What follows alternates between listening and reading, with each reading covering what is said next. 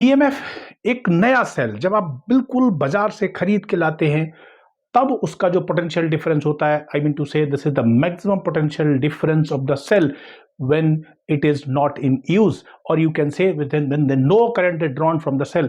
Fresh cell का जो maximum potential difference है, और पोटेंशियल डिफरेंस क्या है, मतलब ईएमएफ क्या है, work done per unit charge, मतलब एनर्जी पर यूनिट चार्ज, मतलब सेल की एक एनर्जी है जो एक कूलम चार्ज को या किसी पर यूनिट चार्ज को कितना फोर्स लगा के उस चार्ज को मूव कराती है।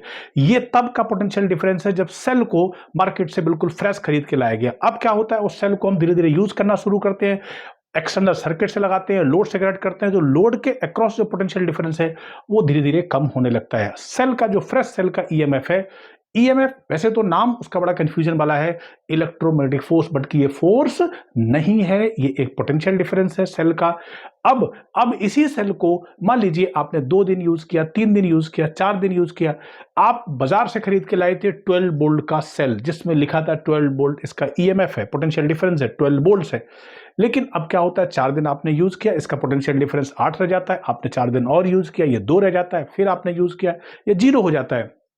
अब आप शॉपकीपर के पास जाते हैं कि भैया देख तेरा पोटेंशियल डिफरेंस 0 तो सेल काम नहीं कर रहा है। उसने कहा नहीं, जब सेल की मैन्युफैक्चरिंग हुई थी, सेल को बनाया गया था, जब इसको इलेक्ट्रोड, इसकी केमिकल एनर्जी, केमिकल रिएक्शन से जो एनर्जी प्रिपेयर हुई थी, उस समय इस सेल का मैक्सिमम पोटेंशियल डिफरेंस जो तैयार किया गया था वो था 12 वोल्ट, मतलब 12 जूल एनर्जी पर कूलम चार्ज को मूव कराने के लिए हमने तैयार की थी। तुमने क्या किया, इस एनर्जी को ड्रॉ कर लिया, खत्म कर लिया।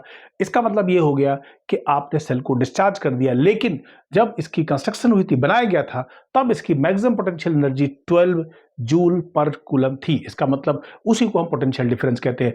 पोटेंशियल डिफरेंस जो है वो क्या होता है, एक सेल का ईएमएफ क्या होता है, किसी सेल का मैक्सिमम पोटेंशियल डिफरेंस होता है। तो बच्चों धीरे से समझेंगे इस बात को कि पोटेंशियल डिफरेंस और ईएमएफ में क्या फर्क है।